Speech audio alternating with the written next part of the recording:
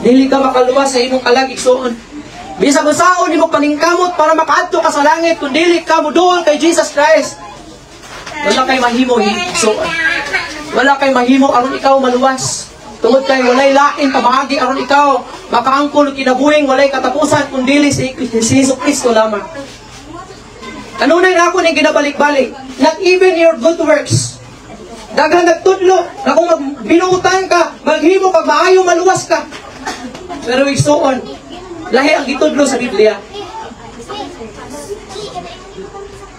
Si Jesus ang makaluwas nimo, dili ang imuhang pagpaningkamot ug maayo o buhat ug maayo may makaluwas sa imuha. Ingon ang Isaiah 66:4, wala ko basayop, ang atong mga maayong binuhatan, trapo lang ni atubangan sa Ginoo. Kung iskot tagtrapo, doon na ba'y trapo nga limpyo, hugaw. So ang atong mga maayong binuhatan, hugaw na ni atubangan sa Ginoo. Kung hinumduman nato, dili ang ato ang mga maayong buhat ang hukman sa Ginoo, kundi dili ang ato ang pagkamakasasala. Kaya kung maluwas ka igsoon sa maayong binuhatan nimo, mahimong walay bili ang kamatayon ni Jesus. Dito sa cross, kaping 2,000 na katuig ang mga milabay. Kung maluwas na ka, pinagi sa imo ang mga maayong binuhatan. Not even your church, not even my church. Maingon ka nga, adto ta sa New para maluwas ka. Igsuon, ma-impierno ka. Kay church man ang imong gituuhan na makaluwas sa imuha.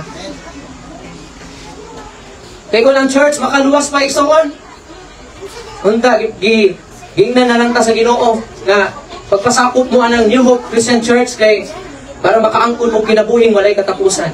Pero sa may ingon sa John 3:16, kay gihigugma sa Dios ang kalibutan ug tungod ni anak gihatag niya ang iyang bugtong anak. Wala man sa mingon dito ang kay gihigugma nako ang kalibutan ug tungod ni anak magpasabot mo sa New Hope Christian Church. Karon makabaton mo og kinabuhing walay katapusan. Pero ingon ni Jesus, o ingon ang Ginoo, kay gihigugma nako ang kalibutan ug tungod ni anak akong gihatag ang akong bugtong anak aron ang tanan nga motuo kaniya dili mamatay kun dili makabaton og kinabuhing walay katapusan. And even si Jesus Christ mingon siya mismo sa John 14:6, ako ang dalan ug ang kamatuoran, walay makaadto sa akong amahan kun dili pinaagi kanako. Doon na ba'y good works diha nga gisulti niya? Doon na ba'y iglesia nga gisulti diha?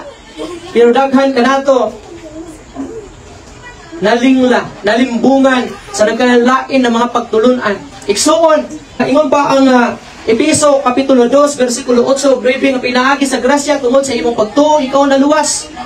Ug sa versikulo 10, ingon dito, dili pinaagi sa imong binuhatan, karon walay makapasigarbo niini. Kay dili man imong buhat.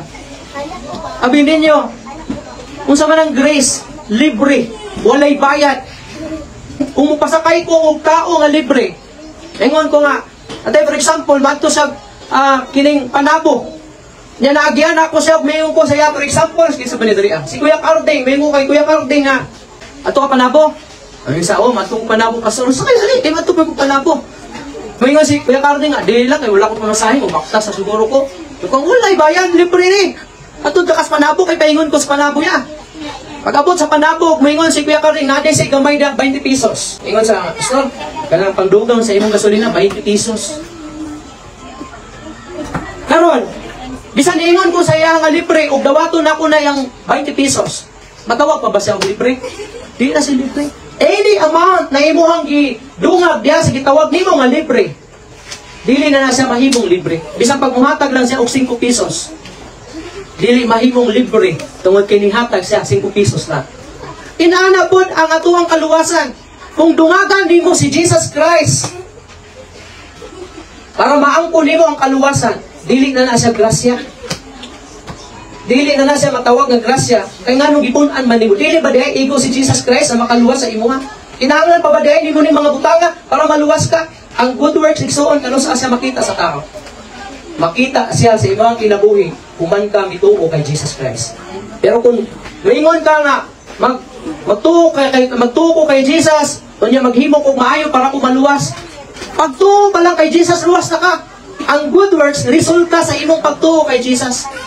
Dili kay kinahanglan imong mutuo kay Jesus Christ nga maningkamot nga manarbaho ug magpakita og pagkamaayong tao para maluwas ka.